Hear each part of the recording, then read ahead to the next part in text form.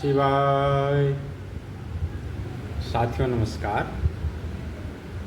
आत्मचिंतन में आज हम बात करेंगे भगवान श्री राम के जीवन से उस अमूल्य सीख के बारे में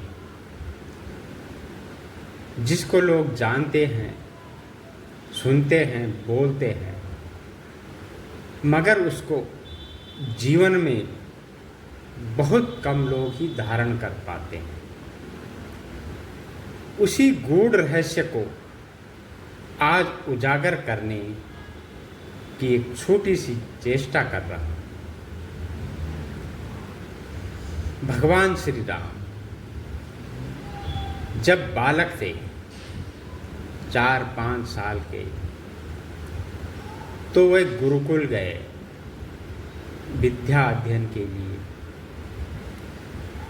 और भगवा वस्त्र में साधारण से ऋषि मुनि कुमारों की तरह वस्त्र धारण करके गुरुकुल गए।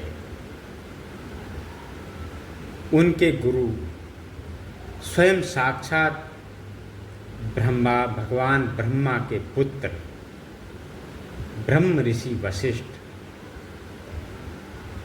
वह ऋषि वशिष्ठ जो रावण जैसे दुराचारियों को अपने ब्रह्मदंड से क्षण भर में भस्म कर सकते थे, उन्हीं गुरु के आश्रम में, उनके सानिध्य में भगवान श्री राम ने अध्ययन किया, पठन पाठन किया। किंतु उन ब्रह्मवेता गुरु वशिष्ठ ने उन्हें समाज, विज्ञान, आध्यात्म हर प्रकार का ज्ञान दिया, अस्त्र शस्त्रों का भी चलाने का ज्ञान दिया, किंतु अस्त्र शस्त्र एक भी नहीं दिया। श्री राम जब गुरुकुल आए थे तो निहत्थे आए थे, और जब गुरुकुल से शिक्षा पूर्ण करके वापस अयोध्या नगरी गए तो निहत्थे ही गए। ब्रह्मदंड के धारक गुरु वशिष्ठ ने उन्हें कोई अस्त्र नहीं दिया, कोई शस्त्र नहीं दिया, केवल जीवन का वो पाठ पढ़ाया जो आगे आने वाला है। किंतु उन्होंने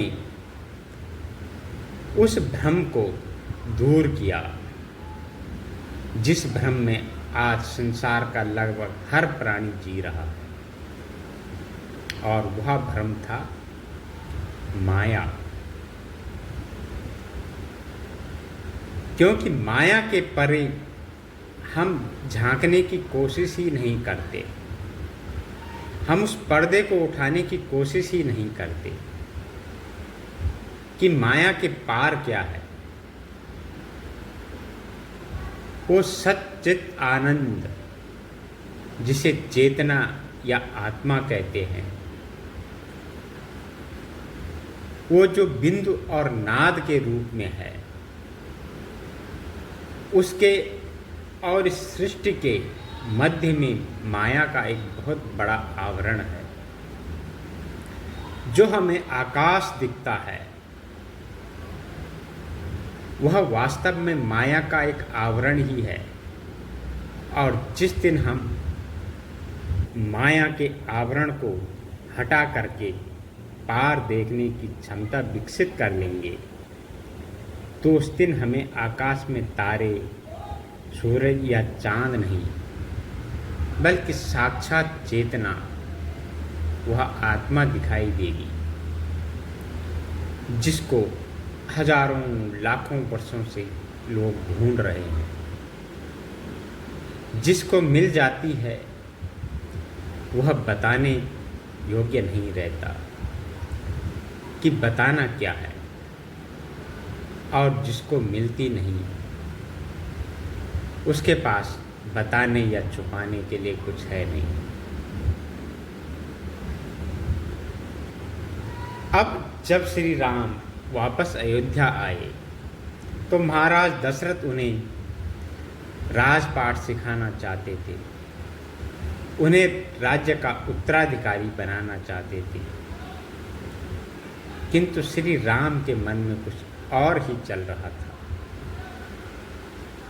और तभी प्रवेश होता है ब्रह्म ऋषि गुरु विश्वामित्र का,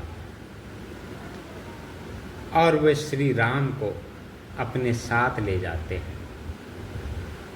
अपने यज्ञ की रक्षा करने के लिए तारका, मारीच, सुबाहु आदि अनेक राक्षसों के संहार के लिए।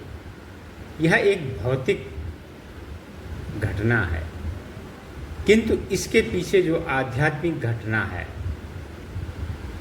वह है कि अहंकार का नाश।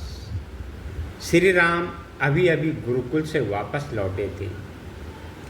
वह राजकाज को समझना चाहते थे, पर कहीं अहंकार न आ जाए, इसलिए गुरु विश्वामित्र उन्हें अपने साथ ले गए।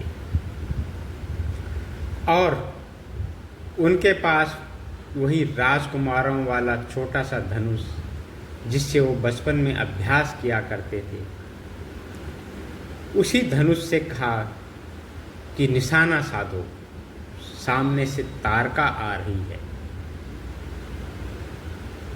श्री राम एक पल के लिए भौंचक्के रह गए कि न मेरे पास दिव्यास्त्र हैं, न ऐसे शस्त्र भंडार हैं, और तारका जैसे विशाल काय, इस राक्षसी का वध कैसे करूं?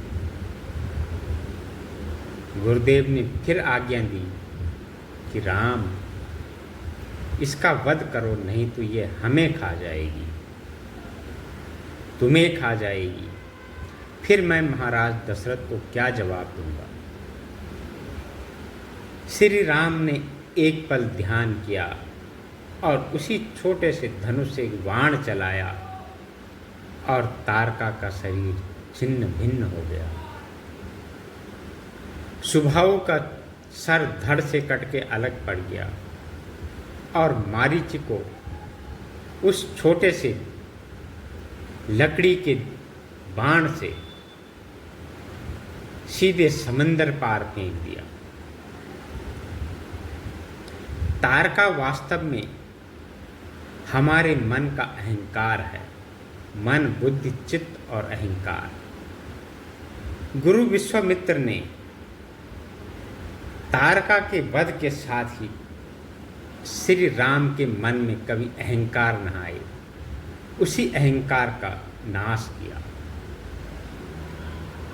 और तारका वध के साथ ही श्री राम ने अहंकार पर विजय प्राप्त कर ली।